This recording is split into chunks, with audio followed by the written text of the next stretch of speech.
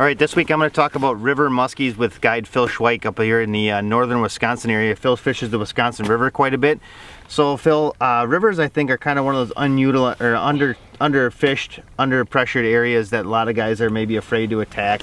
Can you give a couple of pointers as far as like location goes for a beginning river muskie angler? Sure. You know, it's funny you say that about pressure on the water, because as you've seen, we fished all day today and we saw one boat.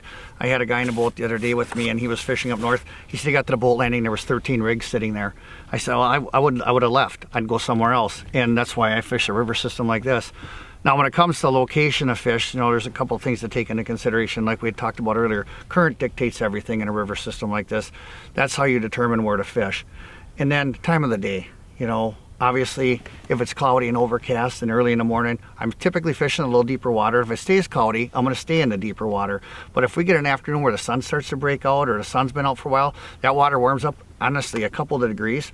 I'll see fish as shallow as, you know, 1 to 2 feet. They'll move up on the shorelines, and you don't even have to have structure. If it's a sandy shoreline, I'll target that. We got an area that I fish down here called a beach, and those fish will move right up on that sand and be in those shallow flats, you know, 4 or 5 o'clock in the afternoon, because the water's warmed up just that little bit and they move up there. I think it's the sand that actually warms up and it draws those fish up in there. But if it stays cloudy, they'll stay deeper. But what I look for is, you know, non-current areas with slower, you know, current, slack water areas that those fish are going to move to, because they're not going to want to fight the main current in the river channel. It's just the water's cold, they're lethargic, they don't want to fight it. So they're going to look for areas with less current. Okay.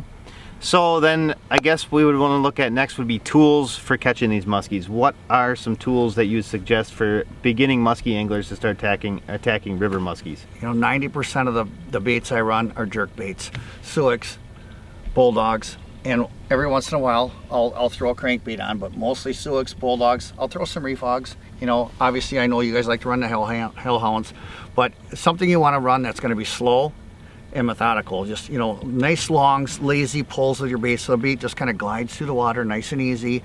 And you don't want to give them something fast to chase. They're not going to chase anything that's moving fast. They're not going to exert more energy than they're going to get by eating something. So you've got to take that into consideration. Slow and methodical. You know, not like summer when you're burning bucktails where it's more of a reaction strike. They're feeding. You know, they're looking for food now, so you got to give them something they can catch. All right.